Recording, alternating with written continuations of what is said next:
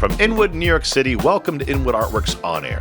It's where we meet the musicians, writers, filmmakers, theater makers, and artists of all stripes who make their home what we affectionately call Upstate Manhattan. I'm your host, Aaron Sims, and today we welcome visual artist Francisco Alvarado Juarez. Francisco is an internationally recognized New York artist born in Honduras. He has over 50 individual and 90 group exhibitions.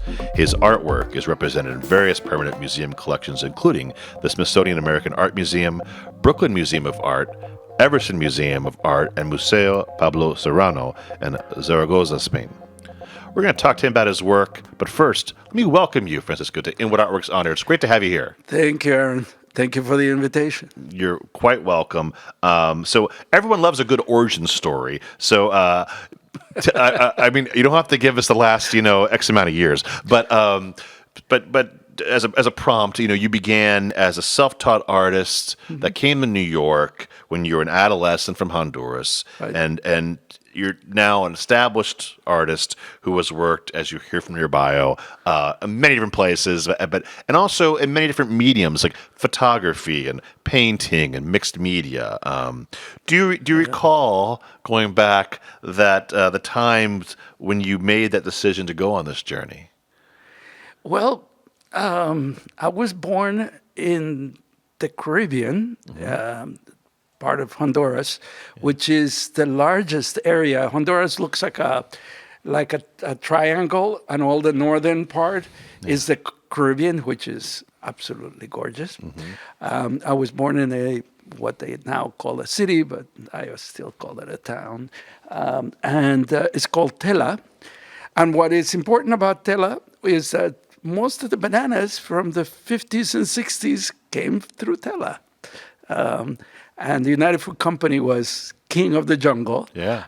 And more interesting than that is the fact that a Californian botanist that went to Honduras in the early 20th century founded what is now one-of-a-kind botanical garden, where he brought the plants and tropical fruits of the world to experiment with in Tela. And it's a wonderful, wonderful place. I get lost there every time I go. I love going there. But my mom thought that, and she was right, that I didn't have anything to do with the town. I was just cutting school, dreaming, looking at the ocean. And she sent me to New York at the age of 14. And quite a change. Welcome to America. I landed in the worst slum of the country, East New York, which is still pretty bad. And that was horrendous. I guess used to get beaten up in school and just that's why I said welcome to America. You're a tough kid. So I wasn't meant to survive that, and that was the deal. Anybody who landed there wasn't meant to survive. Right. It was just a horrible place, but. And among all these burned down buildings and horrible scenery, I could dream of the beach and the palm trees and my hometown and how much they loved me when I was a kid. So I survived. Yeah. And you had those narratives coming for you. Well, early in your career, you received... You made it through for a while, right? And then you went to ICP, is that right? Well, no, I took a course in color printing. Yeah. I'm a graduate of Stony Brook. Okay. I got a full scholarship to Stony Brook because I was a decent student in high school, although my English was horrendous. But I was good in math, which is something you couldn't You're get me like to surprised do yourself, or didn't you? I took calculus in high school. I don't even know what that means. But I didn't even take it. But it was just a fluke because at the time the government was feeling guilty and gave scholarships to blacks and Puerto Ricans. And they looked up my name. I had good grades, and they just picked me without any idea who I was. You're like close enough, right? Close enough. So and they gave me a full scholarship and good for you. Money to spend, and the programs at that time were meant to fail. Yeah, they were run by horrendously incompetent people, and so the students they picked were bad. I was over my head, clearly. It was primarily Jewish from schools in Long Island, well prepared to deal with the academic load. So my first year in Stony Brook was a real challenge. I see a pattern here forming. Going to America, thrown in the slums, meant to fail. Go to Stony Brook, meant to fail. Again, yet here you are. It's a story of resilience. I graduated with honors. Congratulations. Yeah, and what was more interesting for me, my education in Stony Brook, was that I found that from practically being illiterate, I founded a literary magazine that I published for 3 years, and we became very well known. The last publication was an homage to Neruda, and we had works from Allen Ginsberg, of course, some of Neruda's poems, Carlos Fuentes, Ernesto Cardenal. It was all in Spanish. It came out of the Spanish department where I was a student. And that was very unique. It was that last issue had over 90 pages, and the Spanish department gave me free ring to send it wherever I wanted for free. Wow. So it traveled all the way to Russia. Yeah. Wow, that's incredible. And so how did that help you move forward as an artist? It didn't. Not at all? So you're starting from scratch again? I was planning to have an academic career. I had programmed myself for a PhD in literature. Okay. And I was one of those very naughty students, and I was taking courses with the PhD candidates in the department. So I saw it from within very quickly as an undergraduate, and then I realized, I don't want to be an academic. I don't want to dedicate my life to critiquing somebody else's work. I want to make things, you know. And the thing that I made at that time was the magazine. It was all hands on. And were you doing? So you're doing all the layouts. So you're doing some of the photography. Are you doing like no? What are you doing? I just organized it. You're kind of the editor. I put the professors to work. And, so it was very exciting. And that last issue was after the death of Neruda and the coup in Chile. So it was the perfect excuse to get into politics, and through literature, Neruda, and the horrendous conditions that we were examining in Latin America at the time. My other major in the university was Latin American Studies, which was primarily history, anthropology, cultural anthropology in general. So I became very focused on the region, on the Iberian Peninsula and Latin America. So I learned a lot about the history, and so I didn't know what to do with my degree. The only thing that I know at the time is that if you had a degree, we were promised that if you had a degree, even high school, you were going to have a decent job. Have a career, right. Everyone wants to work, right? That's the whole end of the rainbow. But I graduated, came back to New York, and McDonald's wouldn't give me a job. I was saying this earlier in another podcast recording session. I was like, education is such a ripoff in big business. Do you know what I mean? It's like they promise you, like, particularly in the arts, like, it's like, no, spend, and it's relative to its time, I guess, but like the amount of tuition people pay to go to these institutions, particularly in New York, is just crippling. I mean, it's absolutely crippling. Yeah. I mean, in my case, of course, I didn't spend I took some loans, but it's nothing comparison to what people had to do. But there's no guarantees you're going to end up with a job. No. And your parents are like, "What did your mom say? I sent you to New York. Where's your job?" But you should be a lawyer. You should be a doctor. Right, there we go. What's wrong with you? Yeah, exactly. So you're the best educated in the family. What are you doing? Yeah. Just stuck here hanging out with the bananas over here. So I wandered the streets of New York after the university, and I realized I was humiliated, relegated to working in a bagel place in the village, cleaning ashtrays with a degree from Stony Brook. It's crazy. And the owner of the place said to me, "Oh, no, you can't cut bagels. You're not capable of cutting bagels. I'll give you a job."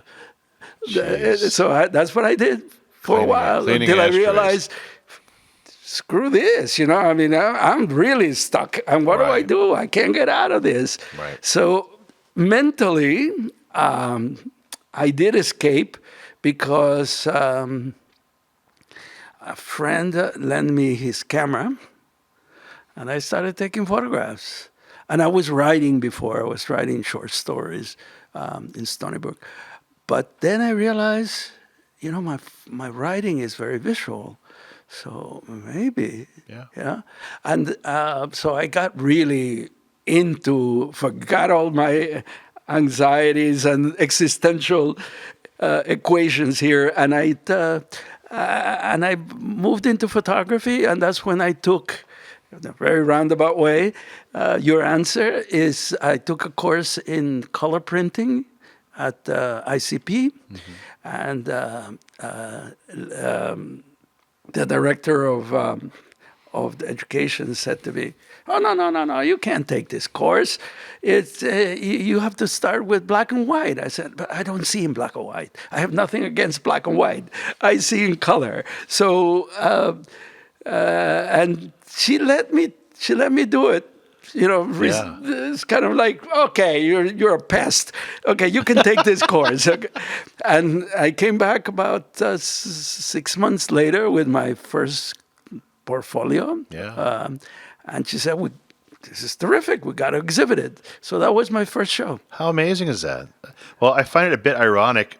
Your first work was entitled New York. New York. and now your next exhibition will also be in Uptown New York, literally steps away from where you live, as the second installment of the Arte en Alvarado Manhattan at the Hispanic Society Museum and Library, entitled Out of the Closets and Into the Streets. And can you tell us more about this collection of photography? Well, it comes from that time that I was mentioning.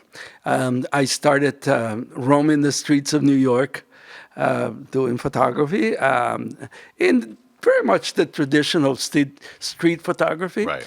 I educated myself in photography by going to MoMA and looking at the collection, which was only black and white. Right. It took them another 10 years, I think, before they started collecting color. Right. The color process has faded. Most of them were not stable. So I lived, by this time, I lived on 16th Street and 6th Avenue. The apartment overlooked 14th Street. Quite a scene there. I walked out of my apartment and saw the parade going by. I thought, "Oh, this looks like fun. Let me go get the camera," And so I joined the parade, and it went up 6th Avenue to the park, and back to Christopher Street, and so I had lots of fun doing that. And the next year, I knew where to begin, So I joined the parade earlier.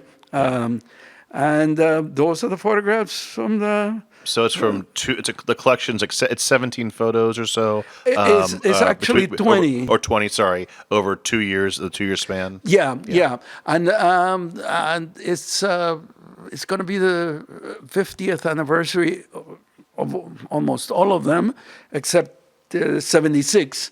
Most of them are 75. So it's 50 years later. Hard to see where these 50 years went. Have you exhibited this anytime recently, or is this the first time? No, there were a few photos that the education department at ICP we selected from the parades, but there were only a couple of photographs there. Most of them were different street shots of New York. So this is literally this work was in my closet for decades and decades and decades, and one day I walked out of my apartment and those kiosks of the New York Link, the advertising. Yeah. I see a photograph, and I said, "That's not possible. That's my photograph." So I was like freaked out, and I waited around to take a photo of the kiosk with that photograph, and it was a very similar shot that I had taken. So I thought, this is crazy. Yeah. This is about 5 years ago. This is crazy. If I don't find these photographs, and I don't get this digitized, who knows what's going to happen? Right. So I got them out of the closet. I loved hearing how that prompted you, and I'm curious. So it's a 50-year ago project. No one has seen them yet. It's going to be on display, by the way, at the Hispanic Society Museum and Library starting May 18th. It actually opens to the public on the 8th. The 8th, and we have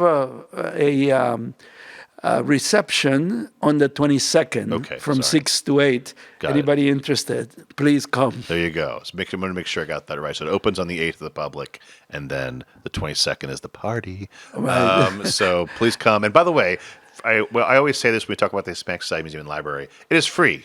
It costs you nothing but your time. So I hope you can come out and support his work and also see all the wonderful things that are available to you on the Audubon Terrace and the Hispanic Society Museum and Library at 155th and Broadway. So please go. Yeah, and it's a two-part show. It's almost like two different solo shows. One is outdoors in the terrace. Mm-hmm. And one is in the gallery. Yeah. Those are my actual prints. The ones outdoors are a fabrication from the museum because it's going to be there for a year. Yeah. So it has to withstand the weather. I know it well. Yes. So it's exciting. So even museums closed, you can see the work on the terrace. Absolutely. Which is a great thing. And what are your impressions now, looking back 50 years ago to where it is now? I also understand it's the Hispanic Society's first queer-focused exhibition as well. So just curious what your thoughts are on that. Yeah. Since you've lived in the area, and I also have lived in the area for almost 30 years, the Hispanic Society was a very conservative organization. I used to go there, and I was one of the rare people who would be hanging out and looking at the artwork, and the guards knew me personally because I was one of the people who kept on coming back. Yeah. I think about maybe 5 years ago, it changed directions. A new director, CEO, Guillaume, and he has changed the institution and has made it dynamic and a place where there's a lot more going on. You know, there's outdoor concerts during this time of the year. Indoor concerts all year round. Yep. All these things are free. Yeah, the Surreal Gallery is Absolutely amazing. free.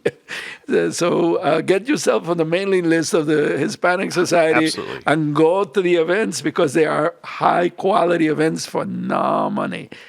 So everything is changing pretty dramatic. And Guillaume visited my studio 3 years ago, and I showed him more complicated work, my installations, which are very complex pieces, and at my paintings. And sort of the corner of his eye, he said, "What's there?" You know, and I had just printed the portfolio of the Gay Pride pictures, digitized them and painfully digitized them, and printed them. And he said, "That's what I want. I want it now." So it's taken 3 years, but I think we're in a very good time.